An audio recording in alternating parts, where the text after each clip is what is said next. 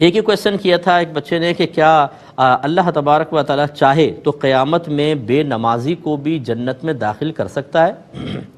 تو یہ بڑا بھولا بھالا سا کویشچن تھا، میں نے شامل کیا اور پھر اس لیے میں نے اس کو لیا کہ اس کا مطلب یہ ہوا کہ دیکھیں ہم اپنے عقائد کو اچھی طریقے سے نہیں جانتے،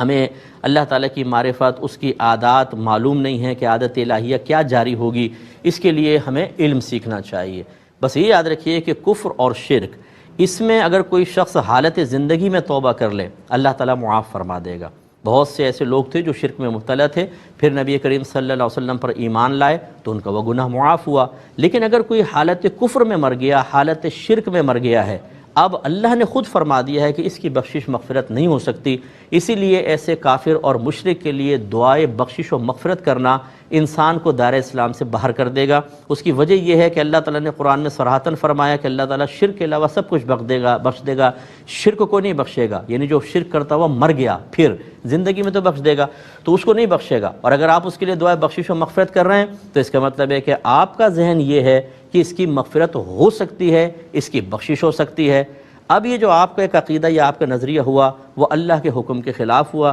جس سے ظاہر ہوا کہ آپ کو اللہ تعالیٰ کی اس خبر پر اعتماد نہیں ہے، آپ اس کے بارے میں کم از کم شک میں ہیں، اور اللہ کے صریح حکم پر کوئی شک کا اظہار کرے، عملی طور پر یہ ثابت کر دے کہ میں اس کو مشکوک سمجھتا ہوں، وہ دائرہ اسلام سے خارج ہو جائے گا، لہٰذا ایسا آدمی دائرہ اسلام سے نکل گیا۔ باقی یاد رکھیں کتنا ہی بڑا گناہ کبیرہ کیوں نہ ہو، حتیٰ کہ خودکشی بھی، اس سے انسان دائرہ اسلام سے باہر نہیں نکلتا، اور یہ اللہ کی مشیت پر موقوف ہے۔ چاہے تو ایک آدمی زمین سے آسمان تک گناہوں کو بھر دے، اللہ تعالیٰ بخش دے اس کو اور جنت میں داخل کر دے، لیکن یہ آپ کو ترغیب نہیں دی جا رہی۔ یاد رکھیں کہ بے نمازی کے لیے بہت شدید سزائیں ہیں، اللہ کی مشیت پر موقوف ہے، چاہے تو معاف کر کے جنت میں ڈال دے، اور اگر وہ پکڑ پر آ گیا، وہ بے نیاز ذات ہے، تو اس کا عذاب بہت سخت ہے، بہت شدید۔ تو اس لیے ان باتوں کو معمولی بھی نہ سمجھا جائے، لیکن مطلب اس سے اتنا زیادہ خوف زدہ بھی نہ ہوا جائے کہ اللہ کی رحمت سے انسان مایوس ہو جائے۔ بیلنس قائم رکھنا چاہیے اور عقیدہ سیکھیے۔ اگر آپ مسلمان گھرانے میں پیدا ہوئے ہیں تو اس کا مطلب ہرگز یہ نہیں ہے کہ آپ کو اب عقیدہ نہیں سیکھنا ہے۔ اگر کوئی ڈاکٹر کے گھر میں پیدا ہو اور کہے کہ جی میرے تو ابا، میرے دادا، میرے چاچا سب ڈاکٹر ہیں تو میں بھی ڈاکٹر، بھائی یہ کیسے آپ ڈاکٹر؟ آپ پڑھے ہیں، آپ کو سب کچھ وہ کرنا پڑے گا جو آپ کے بڑوں نے کیا، تب کہیں جا کے آپ صحیح ڈاکٹر بنیں گے۔ ہمارے ہاں مسلمان گھرانے میں پیدا ہوتے ہیں، بولتے ہیں استاد مسلمان ہیں،